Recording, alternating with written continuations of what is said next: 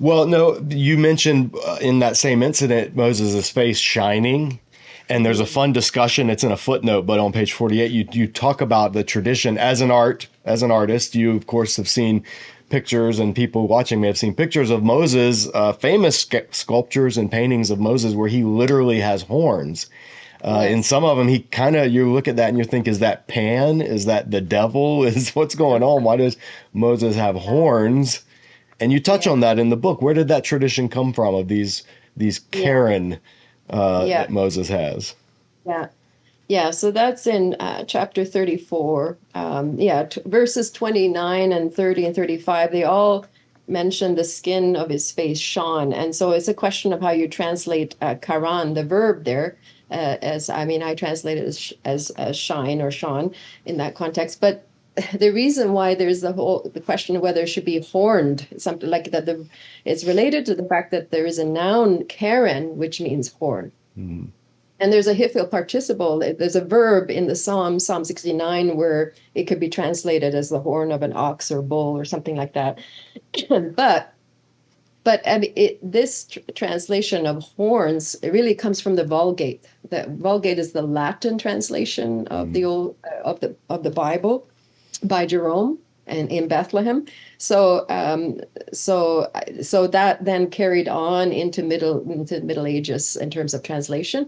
But if you look at the ancient manuscripts, none of them translate this as horned.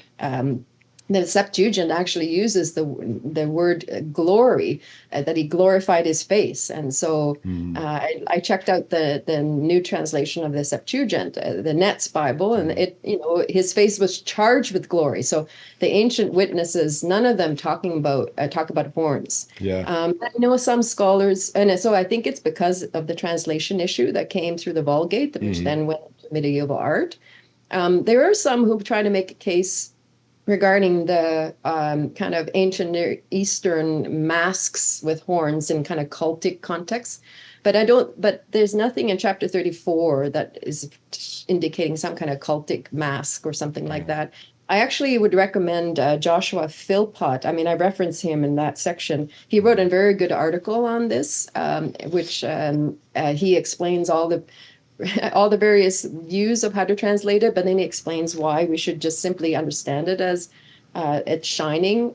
Some people want to connect it with the horns of the calf, the golden calf, which or mimicking that, and I find that a little bit of an odd way of translating it, because that section is condemned, right? They're not supposed to Right. be being a golden calf, so why would Moses be mimicking the golden calf? That doesn't Yeah. make sense to me.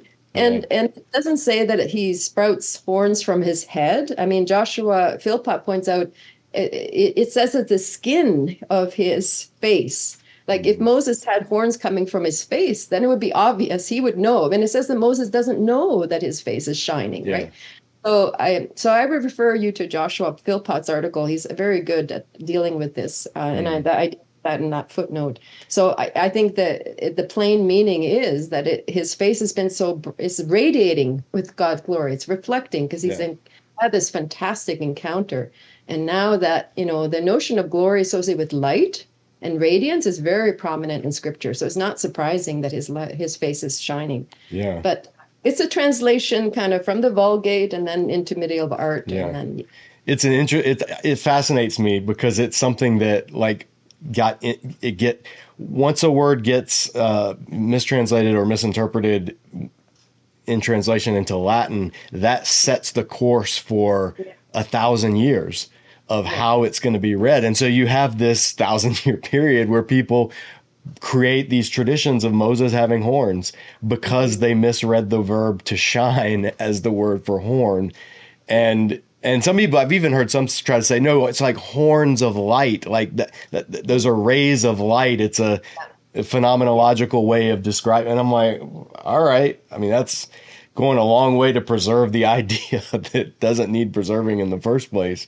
yeah, Those are the kind of things to me that are really interesting mhm, because of their cultural, like yeah, some people are probably watching this going, what are you guys even talking about? I've never, but people who've done art history, if you've mhm, had to study art history, if you've had to look at, Michelangelo's carving of Moses, Yeah. he's got horns and they're Yes. very prominent.